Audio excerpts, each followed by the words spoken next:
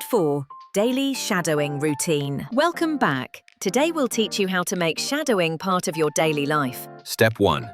Choose a morning clip. Short and fun. Maybe from your favorite show. Step 2. Repeat it for just 5 minutes daily. Small steps work best. Step 3.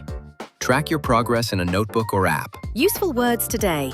Routine means your daily habit. Consistency means doing something regularly. Progress means your improvement over time. A good tip. Shadow while walking, cooking, or cleaning. It's easy and fun. Exactly. No excuses. Just 5 minutes daily. Recap time. Build a 5-minute routine.